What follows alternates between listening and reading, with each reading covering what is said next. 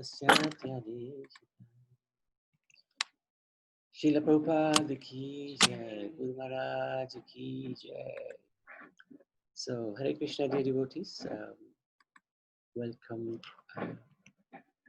to our Gita seminar. Today we want to continue with the 11th chapter of the Bhagavad Gita. And before we begin, we wanted to seek your good wishes and your blessings that we can say something to please the Supreme Personality of Godhead and His pure devotees, and to dive into the nectar of the Bhagavad Gita and spiritually advance somewhat.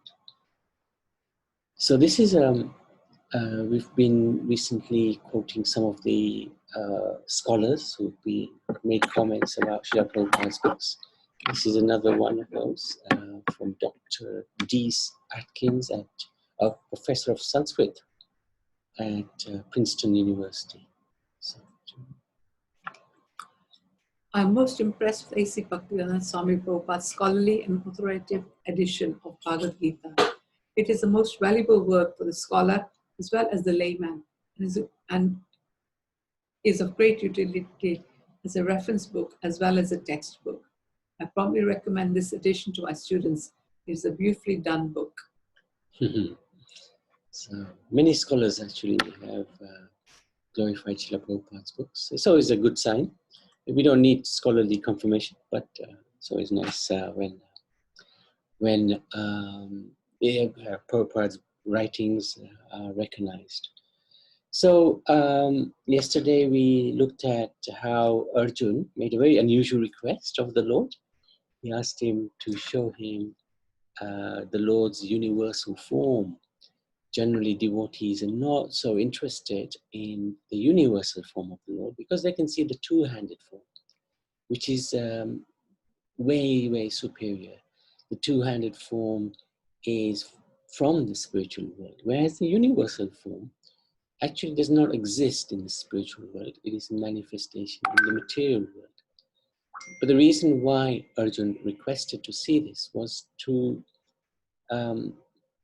lay any of fears of any of the devotees who read the Bhagavad Gita that Krishna is the Supreme Personality of Godhead. And if there are any avatars who claim to be the Supreme Personality of Godhead in the future, then as a prerequisite, they should show their universal form.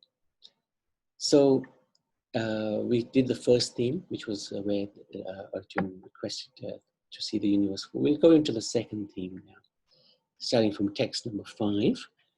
And yeah, Priti, would you like to read from text 5? Sure. Actually, you know what? There's lots going on behind me, so probably best not. Yeah. Okay, no worries. Aruna, would you like to read? Or yeah, sure. Great, good. Text 5. The Supreme Personality of Godhead said, "My dear Arjun, O son of Parata, see now my opulence, hundreds of thousands of very divine and multicolored forms." Text 6. O best of Bharatas, see here the different manifestation of Adityas, yeah. Adityas, Yeah. Vyasu, Rudras, Ashwini, Kumaris, and all the other demigods. Behold the many wonderful things which no one has ever seen or heard of before.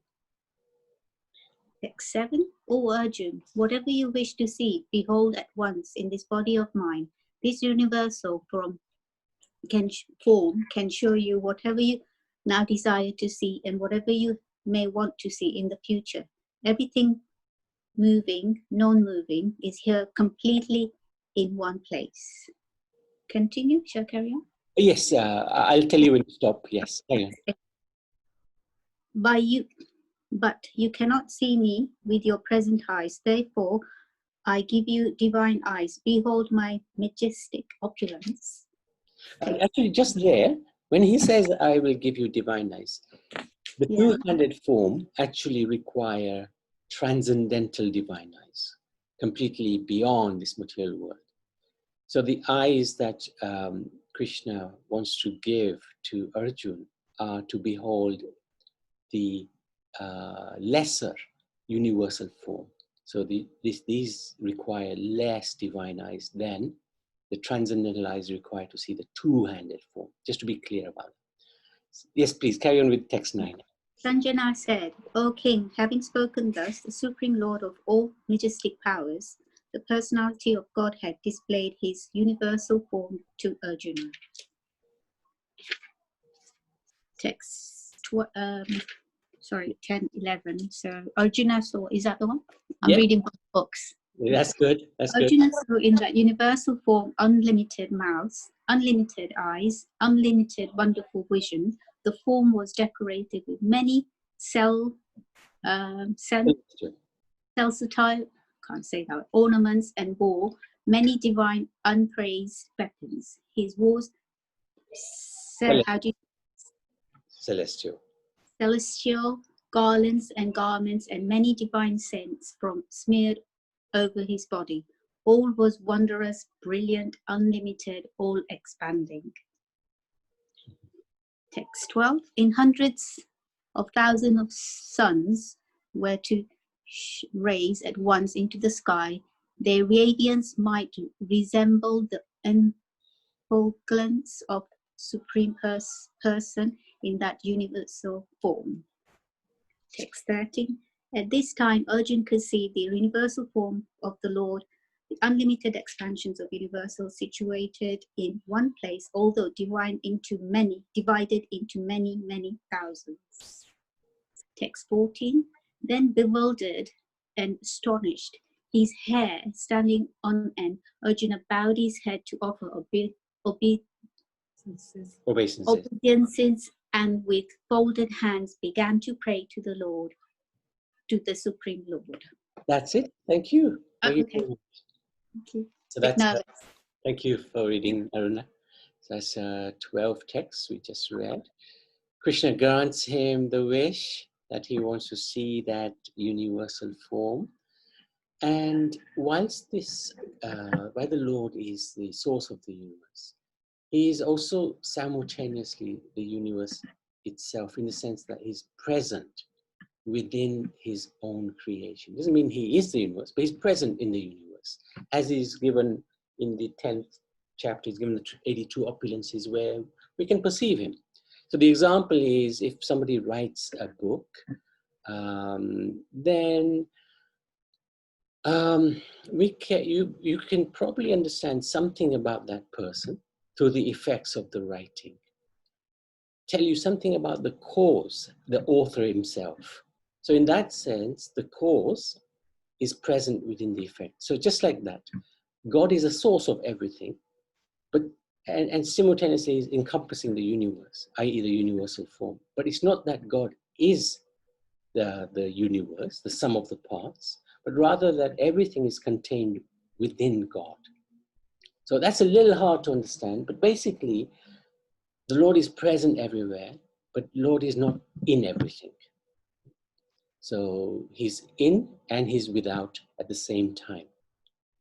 So in that fearful vision of the universal form, Arjuna could see all living beings, all material objects, and he could see past, present, future.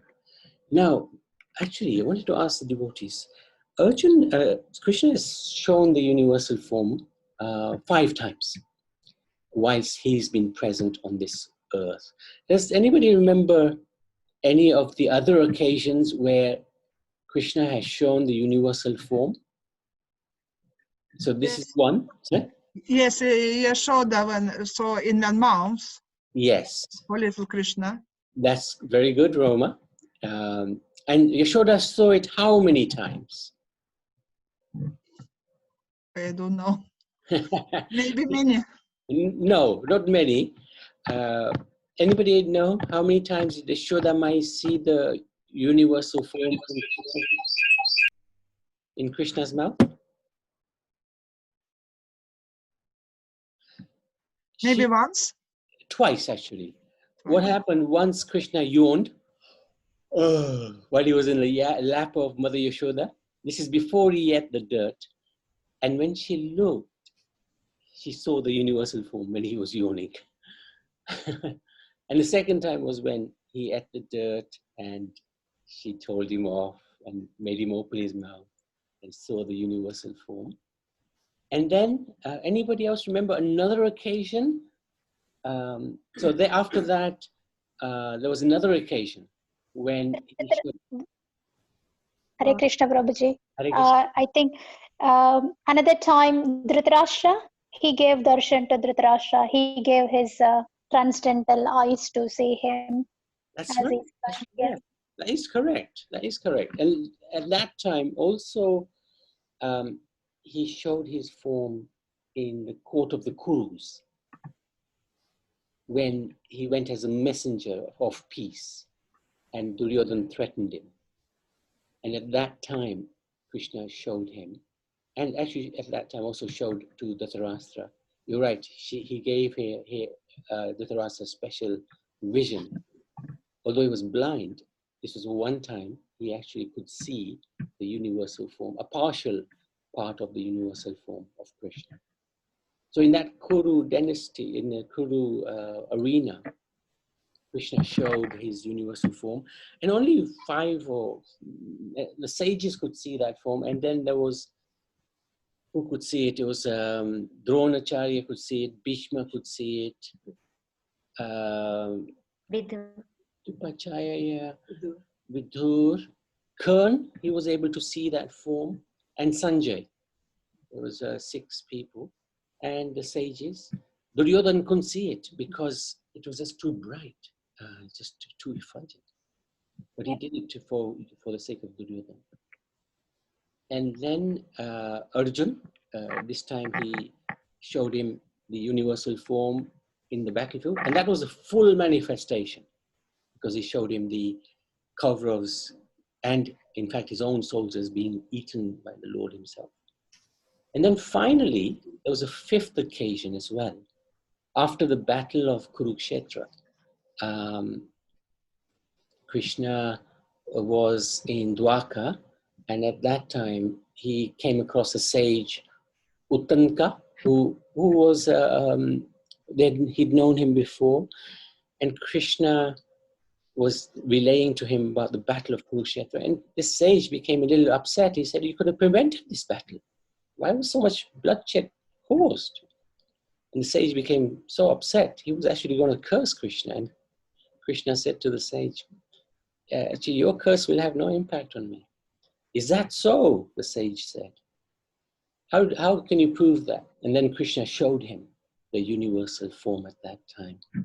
And the sage became happy. Actually, Krishna blessed him that you will never be thirsty in your life. Unusual blessing. Never be thirsty in your life. But actually, one time that blessing actually was useful because the sage was in a desert and there was no water, and water was provided to him because of that blessing. So this universal form is how is manifested in this world while Krishna was here. Prabhu, Yes. just a question there. When Dhritarashtra saw Krishna's form, when Krishna went as like as peace messenger, how comes he still didn't stop what was coming, knowing that God was on the other side? Like, I know he was highly attached to Duryodhana, but Yeah. just Duryodhana, not the other 99 sons, or yeah. Principally Duryodhana, because Duryodhana was the one who reflected Dhritarashtra's ambitions. That's the word. Ambition. I see. Okay. And he was the personification of Dhritarashtra's wishes and desires. So principally it was the Duryodhana.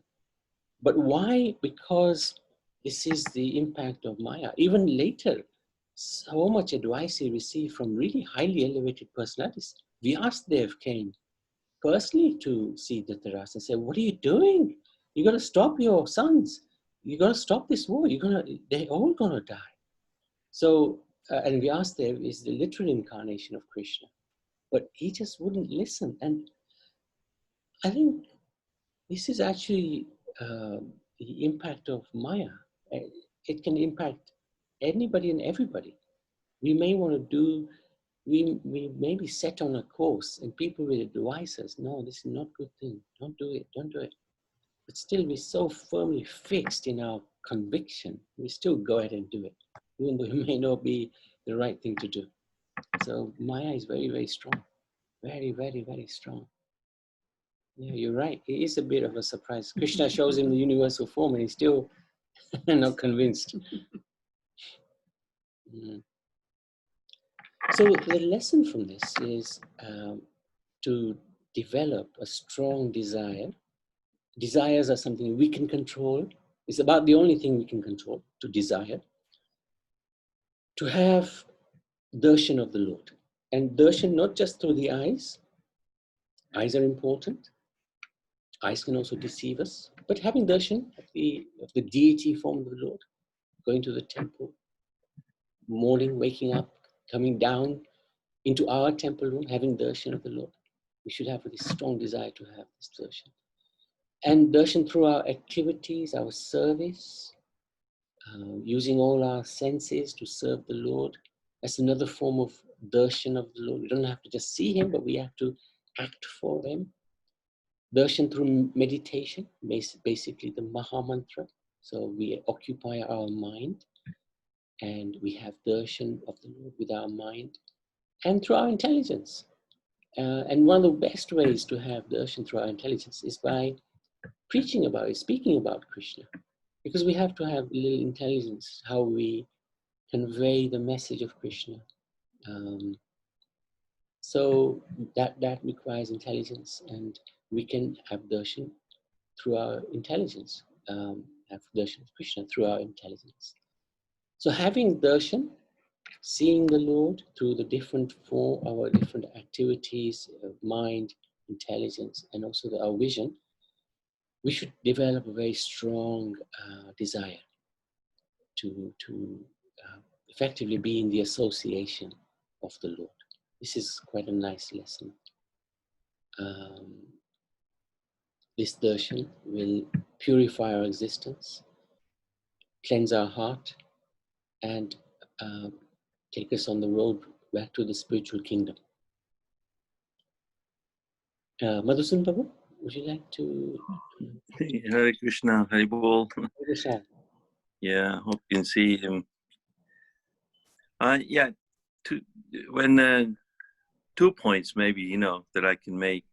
One is that obviously when Sanjay is describing what he has seen, because Dhritarashtra can't see, he's blind.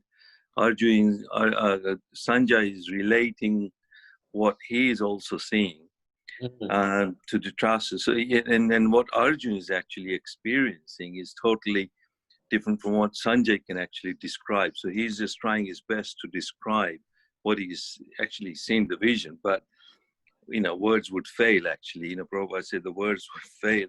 It's just indescribable what Arjun was experiencing when he's seeing all these so many different planets within the form of Krishna and thousands of forms of Krishna and unlimited. It's just a bit.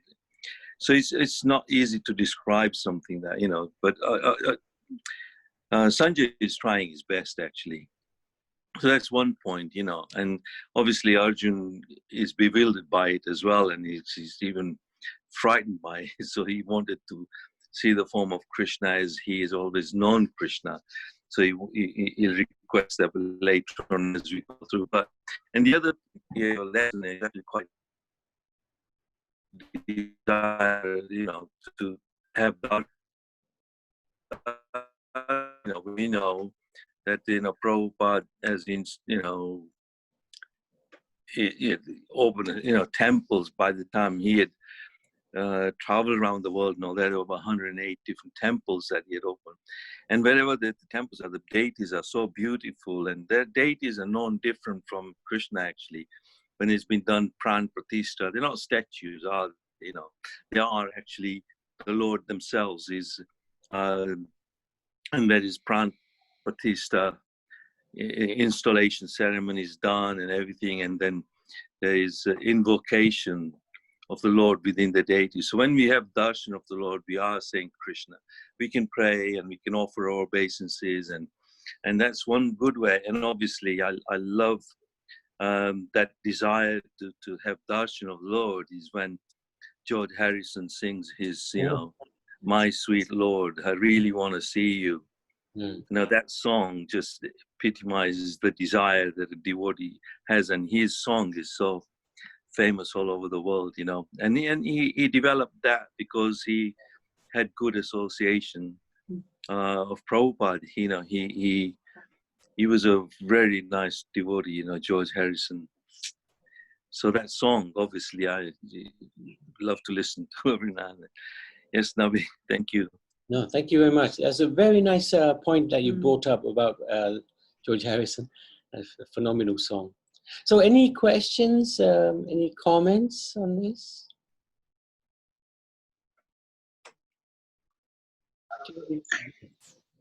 Hare Krishna. I hope that I'm remembering this right, but Gandhari, yes, doesn't she sort of curse Krishna in the way that the sage was about to? What does he what happens with that one? Ah, yes. You mean at the end of the war? Yeah. What happened was she cursed him that your family will also meet an end similar to mine. Yeah. That's right. And actually, Krishna was looking for a reason to reduce the influence of the Yadu dynasty, because it has become very strong, very powerful. And actually, he welcomed that curse. Can't hear. We welcomed her.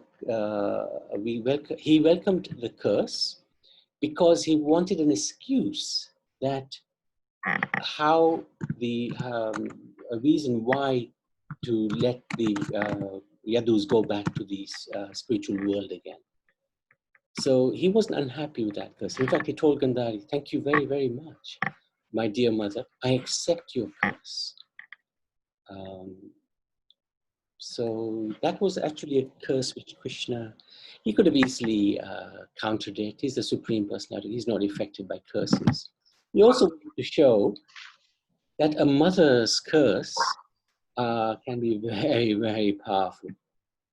So mothers should always be very much respected. That was one of the things he wanted to show.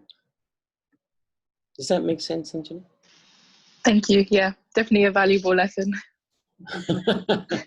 Definitely a valuable lesson about mothers. Yeah, you're right. Our Guru Maharaj used to always say, Matri Deva Bhava, Pitri Deva Bhava, Acharya Deva Bhava, Titi Deva Bhava. This is basically imbibed in Sanatana Dharma, the basic values of Sanatana Dharma. Thank you for your question. And if you want to take that further, let me know, Sanjana. Sanjana, you might as well read actually while you're on the line. Okay, sure. Text 15. Arjuna said, "My dear Lord Krishna, I see assembled in your body all the demigods and various other living entities. I see Brahma sitting on the lotus flower, as well as Lord Shiva and the other sages and divine serpents." Text 16. O Lord of the universe, O universal form, I see in your body many, many arms, bellies, mouths, and eyes, expanded everywhere without limit. I see you in no end, no middle, and no beginning. Text 17. Your form is difficult to see because of its glaring effulgence, spreading on all sides, like blazing fire or the immeasurable radiance of the sun. Yet I see this glowing form everywhere, adorned with various crowns, clubs, and discs. Text 18. You are the supreme primal objective. You are the ultimate resting place of all this universe. You are inexhaustible and you are the oldest. You are the maintainer of the eternal religion, the personality of Godhead. This is my opinion. Text 19. You are without origin, middle, or end. Your glory is unlimited. You have numberless arms, and the sun and moon are your eyes. I see you with blazing fire coming forth from your mouth, burning this entire universe by your own radiance. Text 20. Although you are one, you spread throughout the sky and the planets and all the space between. O Great One, seeing this wondrous and terrible form, all the planetary systems are perturbed. Text 21. All the hosts of the demigods are surrounding before you and entering into you. Some of them, very much afraid, are offering prayers with folded hands. Hosts of great sages and perfected beings, all crying all peace, are praying to you by singing the Vedic hymns. Text 22. All the various manifestations of Lord Shiva, the Adityas, the Vasus, the Satyas, the Vishvadevas, the two Ashvis, the Maruts, the forefathers, the Gandharvas, the Yakshas, the Asuras, and the perfected demigods are beholding you in wonder. Text 23. O mighty armed one, all the planets with their demigods are disturbed at seeing your great form, with its many faces, eyes, arms, thighs, legs, and bellies, and your many terrible teeth. As they are disturbed, so am I. Text 24. O all-pervading Vishnu, seeing you with your many radiant colors touching the sky, your gaping mouth, and your great glowing eyes, my mind is perturbed by fear. I can no longer maintain my steadiness or equilibrium of mind. Text 25. O Lord of Lords, O refuge of the worlds, please be gracious to me. I cannot keep my balance seeing thus your blazing death-like faces and awful teeth. In all directions I am bewildered. Text 26 to 27. All the sons of Dhritarashtra, along with their allied kings, and Bhishma, Drona, Karna, and our chief soldiers also, are rushing into your fearful mouth. And some I see trapped with heads smashed between your teeth. Text 28. As the many waves of the river flow into the ocean, so do all these great warriors enter blazing into your mouth. Text 29. I see all people rushing full speed into your mouth, as moths dash to destruction in a blazing fire. Text 30. O Vishnu, I see you devouring all people from all sides with your flaming mouth, covering the universe with your effulgence. You are manifest with terrible scorching rays. Text 31. O Lord of Lords, so fierce of form, please tell me who you are. I offer my obeisances unto you. Please be gracious to me. You are the primal Lord. I want to know about you, for I do not know what your mission is. Thank you very much. You read that really well. Some of those names are a little tricky to pronounce, but you pronounce them right. So well done. Thank you for that. Thank you. This is, of course, a harrowing part of the Bhagavad Gita for Arjuna. He's seeing things which he's never imagined in his life. And Krishna's, through this universal form, he just let it all out. And it's bewildered, it's bewildered Arjuna for sure. Because he's seeing, as he's saying in text 29, I see all people rushing full speed into your mouth as moths dash to destruction in a blazing fire. And then he's saying somewhere, I see heads being crushed, soldiers being killed. Who are you? What is your mission? He's just bewildered because this form is all encompassing. It's overpowering. It's just too much. So he falteringly prays to the universal form. He's awed by the greatness of Krishna. Actually, he doesn't beg forgiveness yet. He's going to beg forgiveness shortly for the familiarity, being very familiar with Krishna. That's the next theme, actually, next section. Now, most religious traditions don't go beyond this majestic understanding of God. So, for example, in Christianity, God is somebody sitting in heaven, smashing